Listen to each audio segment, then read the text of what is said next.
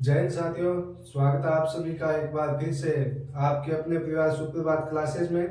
दोस्तों, अपना जो टॉपिक चल रहा था वो चल रहा था राजस्थान का जिला दर्शन। और राजस्थान के जिला दर्शन में अपन लोगों ने नवगठित जिले और संभाग का एक व्याख्यान दिया था। अब अपन प्रॉपर संभाग पर बात करेंगे, जयपुर पर। और जयपुर संभाग में जितने भी डिस्ट्रिक्ट आते हैं उन सबको अपन लोग कवर करेंगे। देखिए दोस्तों, नए संभाग हैं, संभागों की अधिसूचना।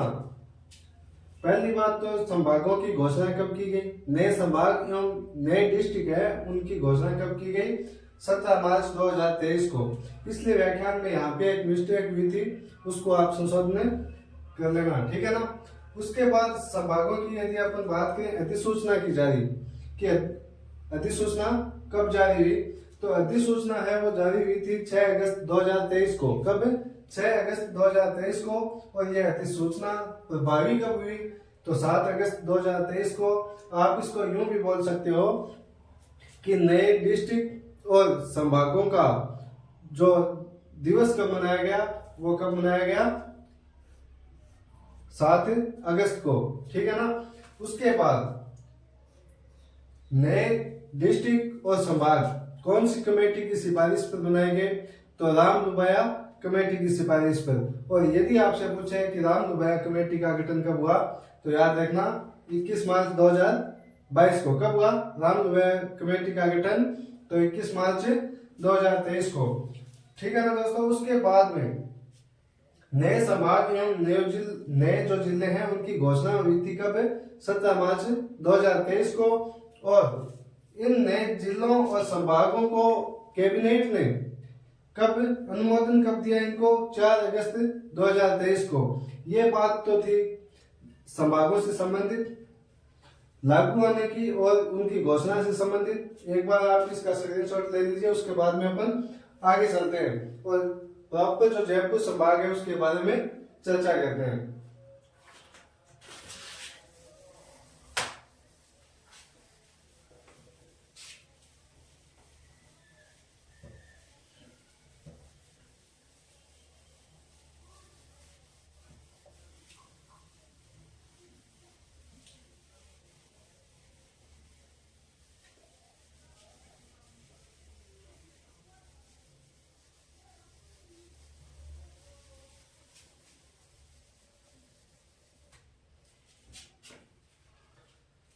अब अपन बात करते हैं किसकी, जयपुर संभाग की।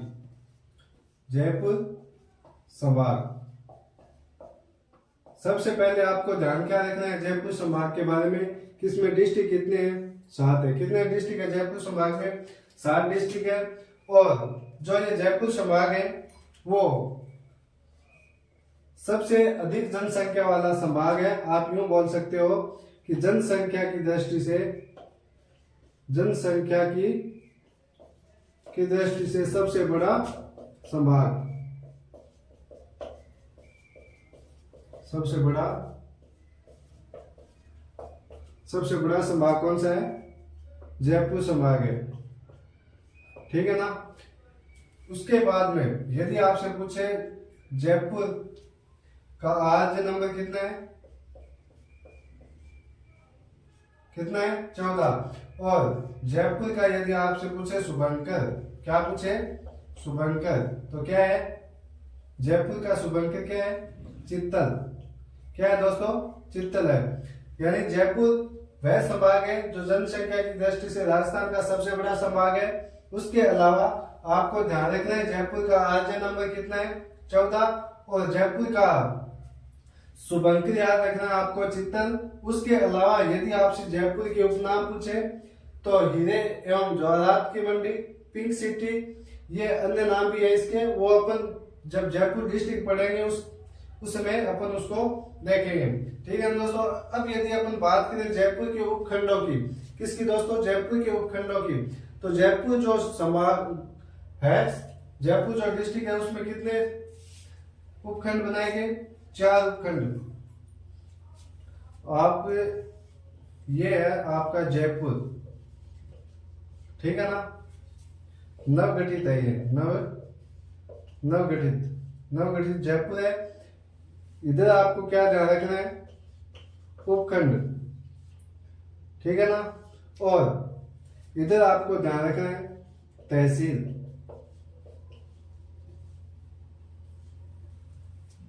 ओके, जयपुर तो डिस्ट्रिक्ट आ गया। अब तहसील उपखंड है, तो पहली तो आपका जयपुर ही है, एक उपखंड। दूसरा आपका कौन सा है, कालवाड़।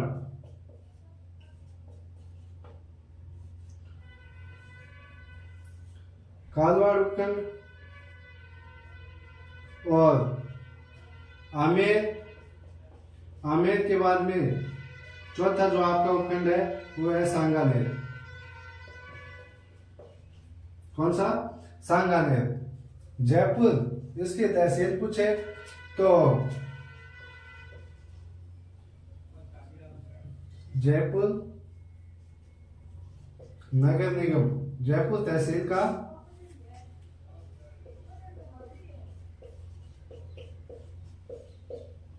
नगर निगम।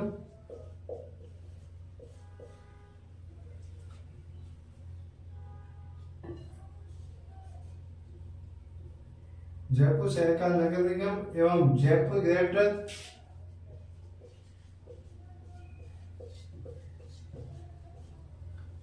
जयपुर ग्रेटर एवं जयपुर हेरिटेज।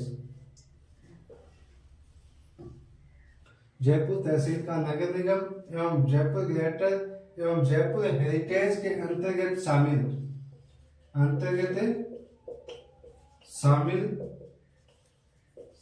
समस्त भाग, समस्त भाग किस में आएगा, जयपुर की तहसील के अंदर, ठीक है ना। ऐसे ही आपको ध्यान में क्या रखना है, कालवाड़। अब कालवाड़ की तहसील आएगी, कालवाड़ तहसील नगर निगम,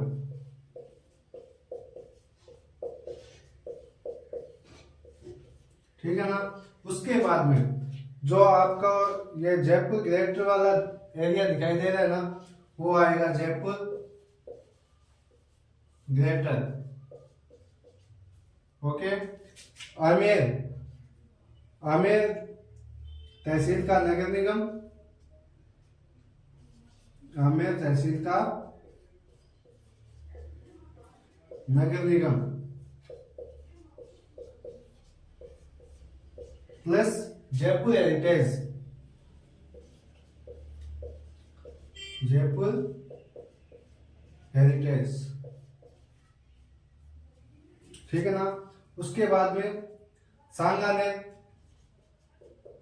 सांगानेर तहसील का नगर निगम और जयपुर ग्रेटर,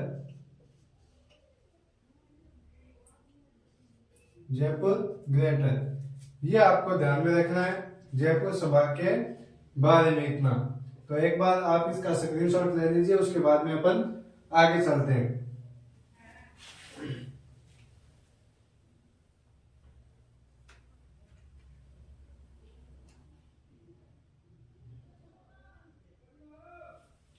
ठीक है, ले लिया स्क्रीनशॉट, ले गया।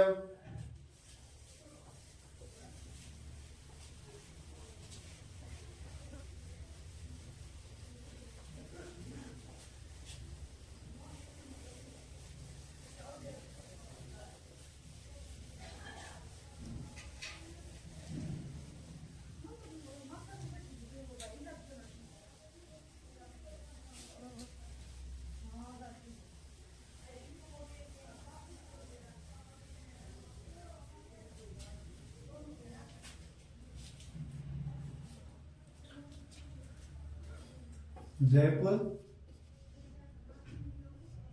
ग्रामीण,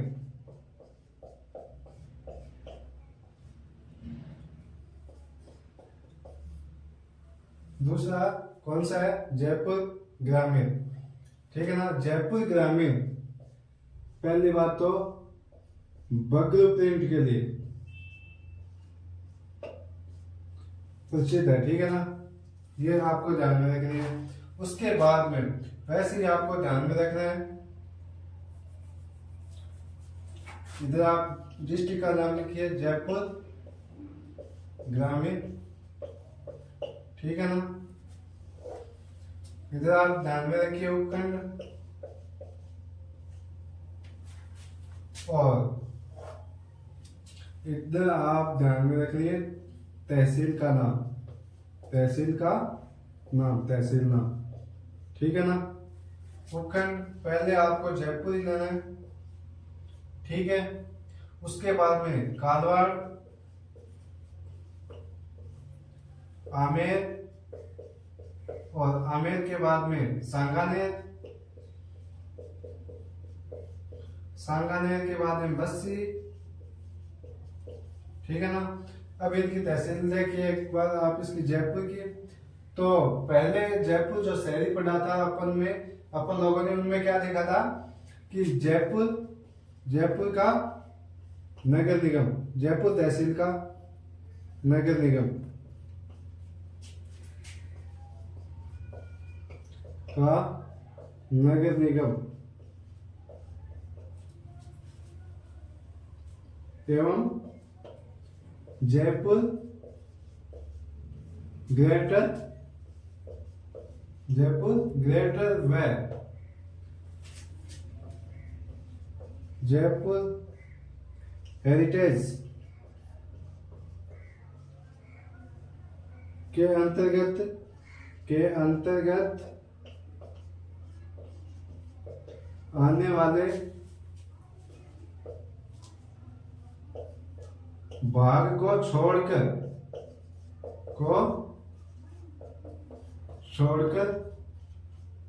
शेष भाग, यहाँ पे ध्यान रखना है आपको, शेष भाग, ठीक है ना। उसी प्रकार से आपको कालवाड़ की ध्यान में रखनी है, क्या कि कालवाड़ तहसील का नगर निगम का नगर निगम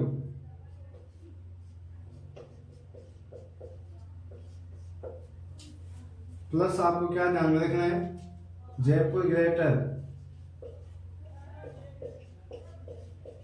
के अंतर्गत आने वाले भाग को छोड़कर, आने वाले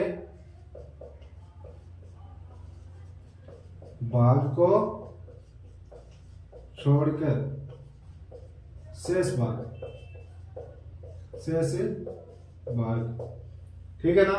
उसके बाद में आमेर की वही कहानी है, कौन सी, कि आमेर तहसील का नगर निगम का नगर निगम प्लस जयपुर हेरिटेज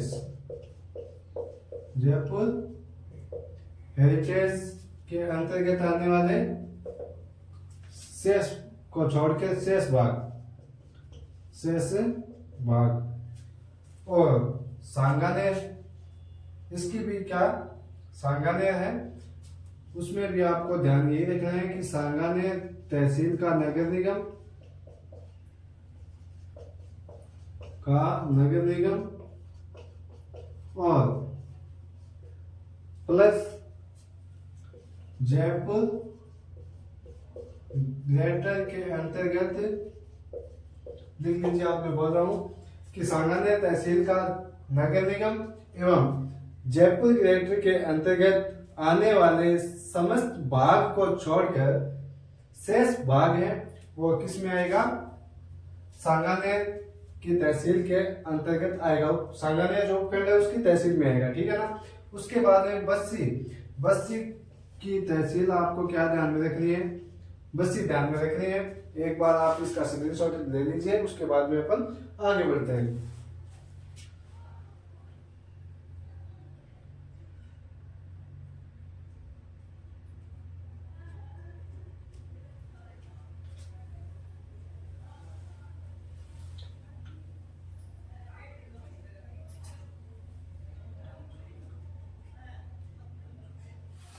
एक बार आप यहाँ पे और लिख लीजिए, चाकसू, जमुआ, रामगढ़, रामगढ़, ठीक है ना। चाकसू की पहली तो है चाकसू,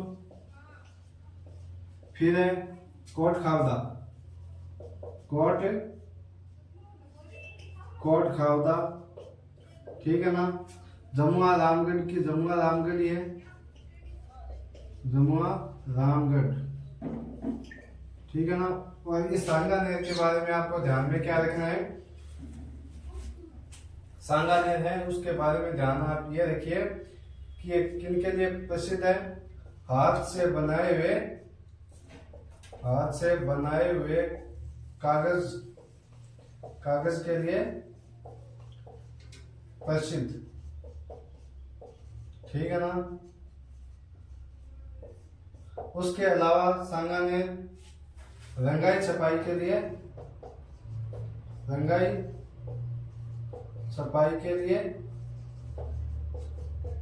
प्रसिद्ध है, रंगाई छपाई के लिए भी प्रसिद्ध है कौन, सांगा ने। तो अब ले लीजिए आप इसका स्क्रीनशॉट और फिर चलते हैं आगे।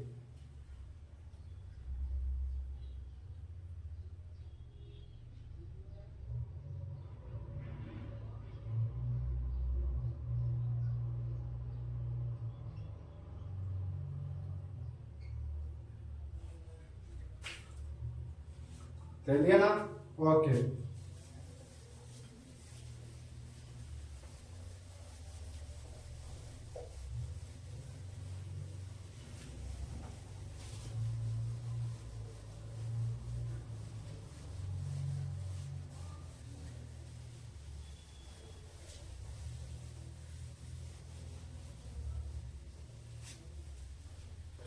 उसके बाद में अगला जो उपखंड है उसका नाम लिखिए आप, चौमू, ठीक है ना। चौमू की तहसील क्या है, चौमू है। उसके बाद में चौमू के बाद में आपको क्या ध्यान में रखना है, चौमू के बाद में आपको क्या ध्यान में रखना है, सांबर लेक, माधोराजपुरा, रामपुरा, डावड़ी, सांबर लेक,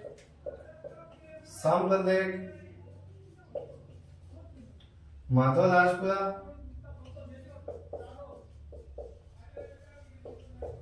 और रामपुरा, डावड़ी, सांबर लेक का क्या है, सांबर लेक, ठीक है ना। माधोराजपुरा की भी क्या है, राजपुरा ही है, ठीक है ना। और रामपुरा डाबड़ी की भी क्या है दोस्तों, रामपुरा डाबड़ी है, ठीक है ना। देखिए इतना कि जो सांबर लेक है उसकी जो तहसील है वो भी सांबर लेक है, माधोराजपुरा की माधोराजपुरा, ठीक है ना। उसके बाद में रामपुरा डाबड़ी की रामपुरा, और किशनगढ़, रेनवाल, जोबने और शाहपुरा, किशनगढ़,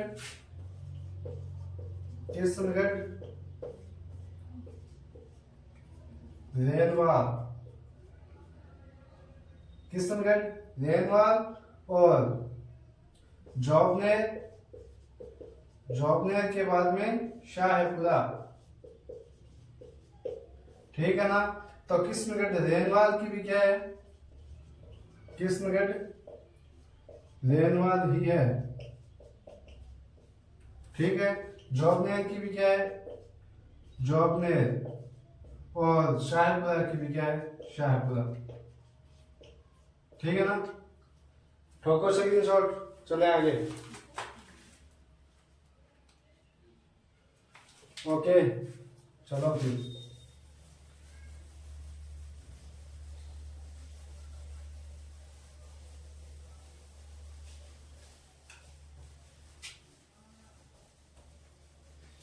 अगला जो आपका डिस्ट्रिक्ट है वो कौन सा है, दुद्दू, कौन सा, दुद्दू। दुद्दू के बारे में आपको क्या ध्यान में रखना है कि जो दुद्दू है वो देश का एकमात्र देश का पहला ऐसा जिला है, पहला ऐसा जिला है जो सीधा कहां से, सीधा ग्राम पंचायत से क्या बना, जिला बना है, जिला बना है। ठीक है ना। उसके अलावा दूधू की यदि आपको पूछे मिट्टी, क्या पूछे, मिट्टी पूछे तो कौन सी मिट्टी है, कछारी मिट्टी। कौन सी, कछारी मिट्टी। ठीक है ना। दूधू सबसे छोटा जिला, सबसे छोटा जिला। और उसके बाद आपको दूधू के बारे में क्या ध्यान रखना है, किसमें कितने उपखंड है, उपखंड, उपखंड कितने हैं, 3।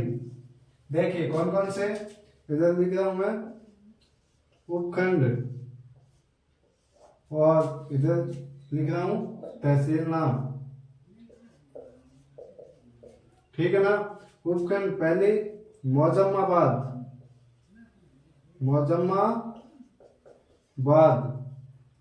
दूधू और फागी। तीसरी कौन सी है, फागी। मौजम्माबाद की तहसील मौजम्माबाद,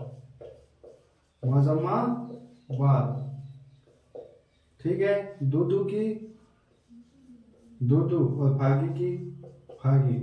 इसको आप याद कैसे रखेंगे, मौजम्माबाद में मानसिंह का जन्म हुआ था भैया। मानसिंह का जन्म कहाँ पे, मौजम्माबाद में। ठीक है ना। तो मानसिंह जब बच्चा था तो वो दूध पीकर, कब, फागुन में दूध पीकर के मौज करता था, मौजम्माबाद। ऐसे आपको ध्यान रखना है कि मानसिंह का जन्म हुआ था मौजम्माबाद में। मानसिंह जब बच्चा था तो वह फागुन में दूध पीकर के मौज करता था। ऐसे आपको ध्यान में रखना है। ठीक है ना। तो चलिए ले लीजिए स्क्रीनशॉट, उसके बाद में अपन आगे चलते हैं।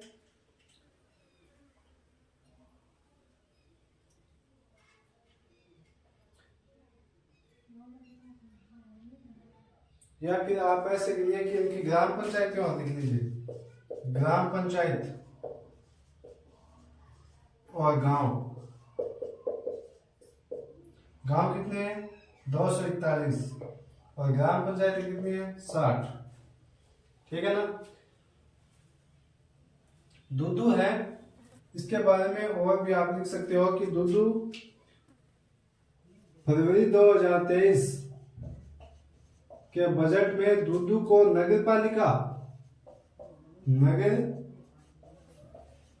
बनाने की घोषणा की, लेकिन 17 मार्च 2023 को दूधू को जिला बनाने की घोषणा कर दी गई, जिला बनाने की घोषणा की। ये आपको ध्यान में रखना है दूधू के बारे में। तो अब आप स्क्रीनशॉट बेफिक्र करके ले सकते हो, और उसके बाद अपन चलेंगे नेक्स्ट जिले की ओर। ठीक है ना। ओके चलिए, अगला जो आपका डिस्ट्रिक्ट है वो है कौन सा, खैरथल तिजारा।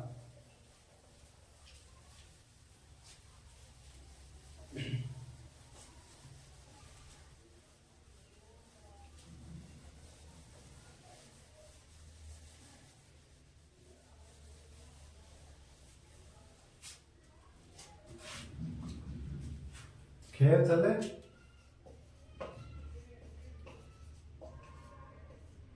तिजारा।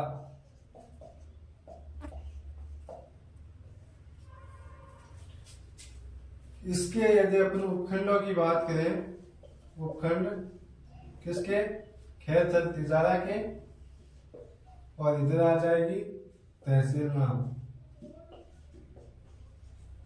ठीक है ना। तो खेतल तिजारा की पहली तहसील आपको ध्यान में क्या रखनी है? तिजारा, उपखंड पहला तिजारा। उसके बाद में ध्यान में क्या रखना है आपको? किशनगढ़, कोट कासिम, किशनगढ़,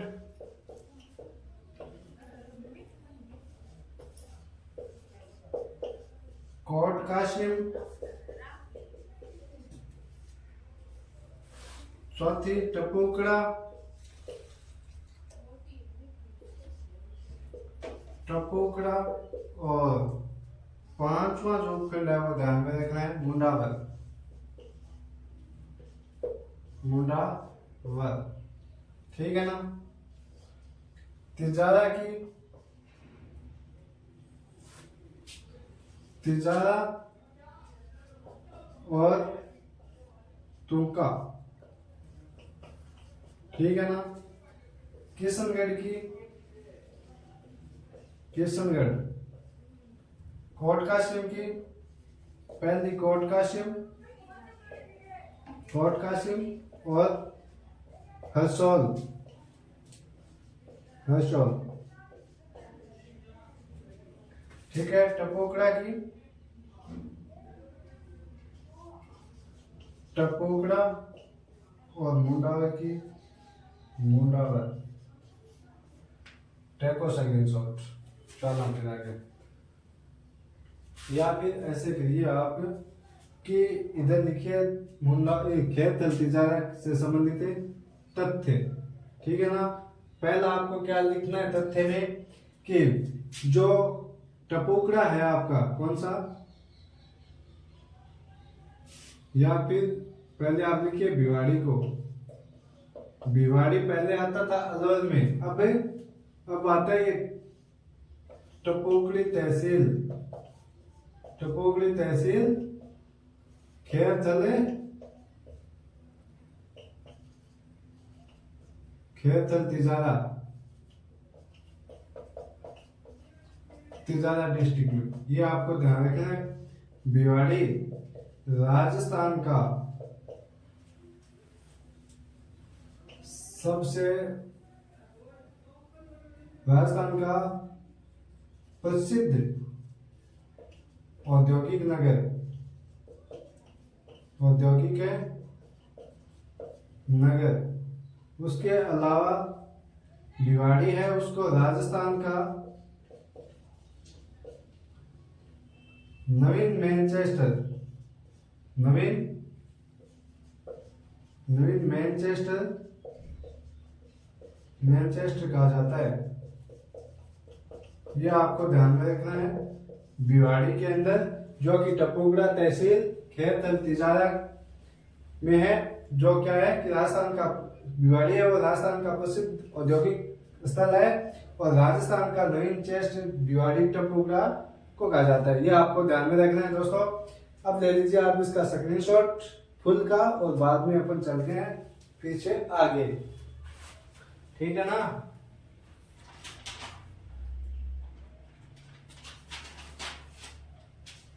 ले लिया क्या?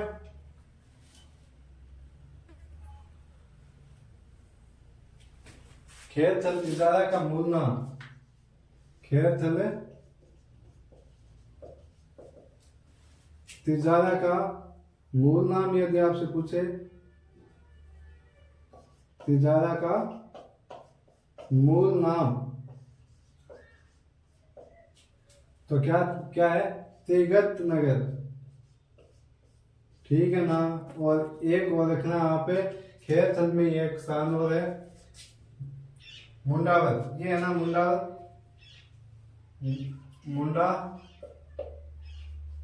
मुंडावर है यहाँ का अलीबख्शी, अलीबख्शी की, मुंडावर अलीबख्शी के लिए प्रसिद्ध है। अब टेको स्क्रीनशॉट पे चला आगे।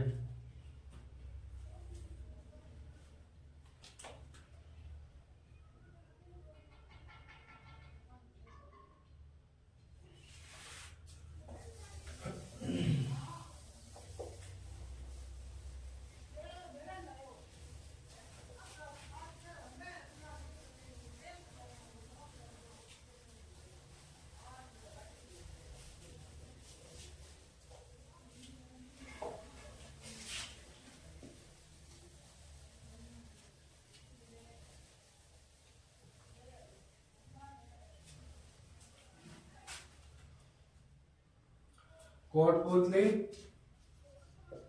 अगला डिस्ट्रिक्ट है आपका कोटपुतली बहरौल।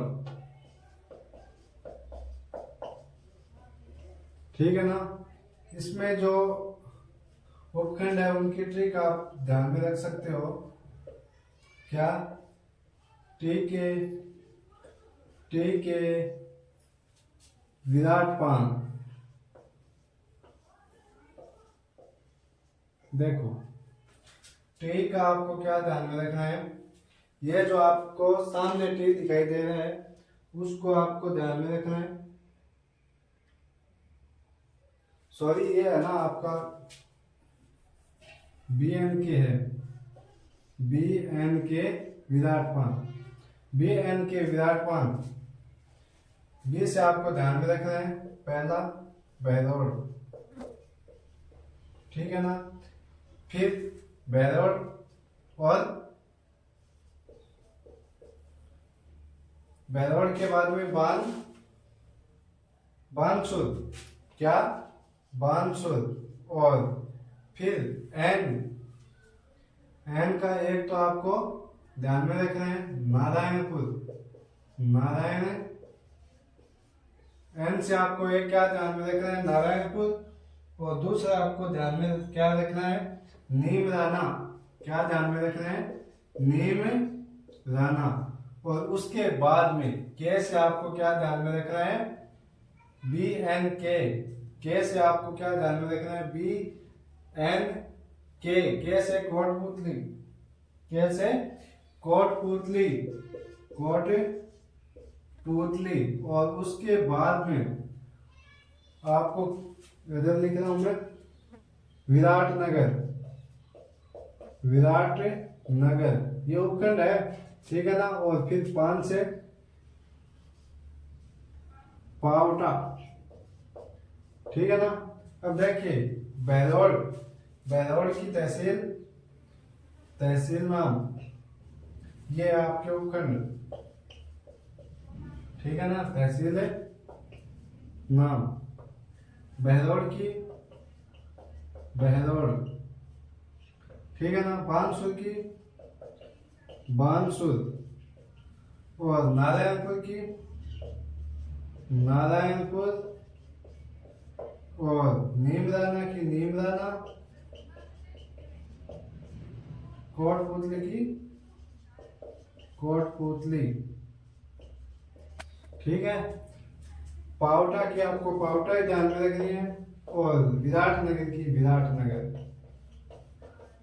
ठीक है। उसके अलावा बहरौल और ये आपका नीमराना,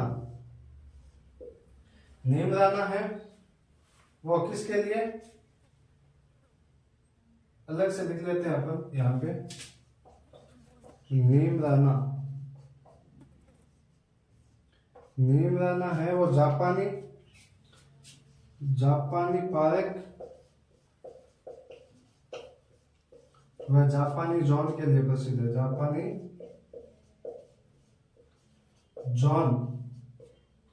जापानी जॉन के लिए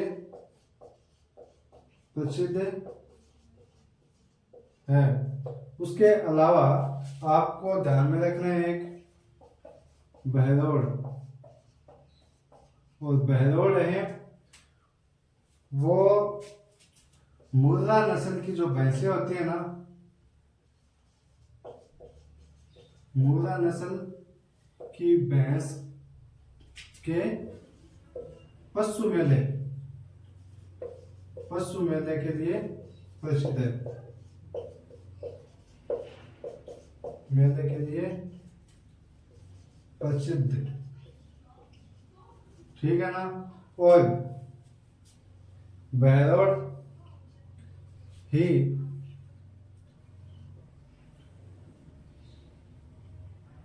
ठीक है, लिख लीजिए आप।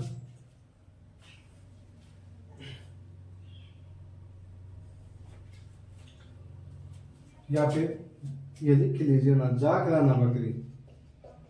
जागराना जो बकरी होती है, वैसे गिरगिराट रहेगा यार नहीं लिखाएंगे तो। जागराना बकरी की जो नस्ल है उसकी उत्पत्ति स्थल बहरौल को माना जाता है। अब लिखो ना यार आप जल्दी से, टेको स्क्रीनशॉट। उसके बाद में अपन पढ़ेंगे अलवर, या दौसा, दौसा पढ़ लेते हैं पहले।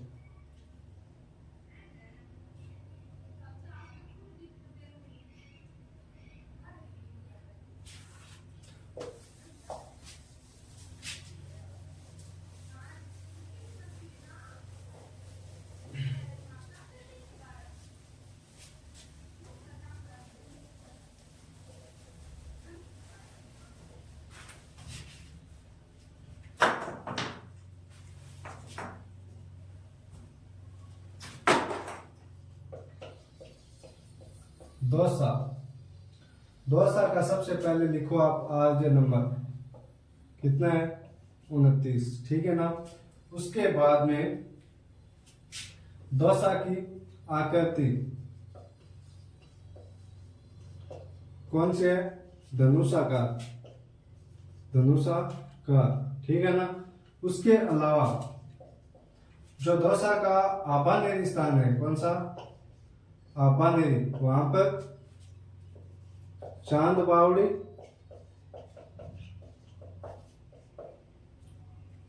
चांद बावड़ी स्थित है, ठीक है ना। दौसा का जो आभानेरी स्थान है वहां पर चांद बावड़ी, और यहीं पर यह जो आभानेर है वहीं पर किसका, हर्षद माता का मंदिर भी है, ये भी आपको ध्यान में रखना है, हर्षद माता का मंदिर। उसके अलावा जो यहाँ पे लाल सोट,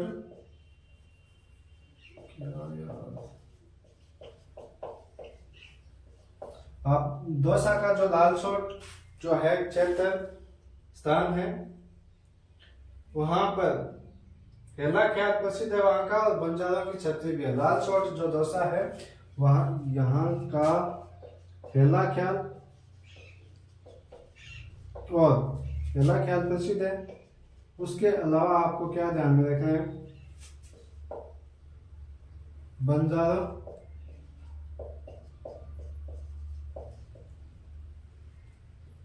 के लिए प्रसिद्ध, ठीक है ना। इसी दौसा में मेहंदीपुर बालाजी का मंदिर है, मेहंदीपुर बालाजी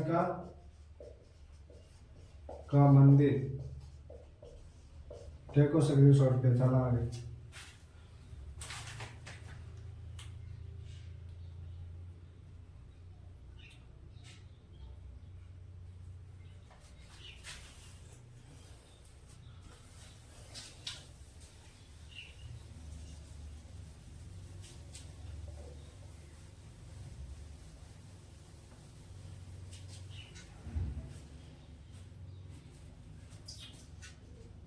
अलवर, ठीक है ना। अलवर के बारे में आपको ध्यान में क्या रखना है, पहले तो इसके उपखंड है ना, तो पहला तो देखिए आप अलवर ही, अलवर, अलवर के बाद में रैन, मालाखेड़ा, मालाखेड़ा के बाद में आप लिखना रामगढ़, रामगढ़ के बाद में राजगढ़, राजगढ़ के बाद में विजयगढ़, विजयगढ़, और विजयगढ़ के बाद में लिखना लक्ष्मणगढ़,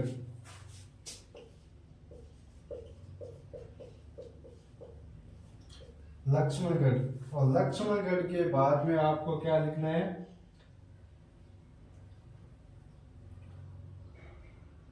थानागाजी और कठुमल। क्या लिखना है आपको लक्ष्मणगढ़ के बाद में, थानागाजी और कठुमल, यह तो है उपखंड। उसके बाद में अपन बात करते हैं अलवर से संबंधित तथ्य की, किसकी, अलवर से संबंधित तथ्य की। तो आपको ध्यान में क्या रखना है कि अलवर में जो सरिस्का, सरिस्का अभ्यारण्य है, अभ्यारण्य है, उसके अलावा इसी अलवर की राजगढ़ जो है, राजगढ़ तहसील, उसमें नारायणी माता का मंदिर है। नारायणी माता का मंदिर, नारायणी माता है वो नाइयों की आराध्य देवी होती है। उसके अलावा आपको अलवर में क्या ध्यान रखना है कि इसी अलवर में क्या है, सिल्लीसेठ झील।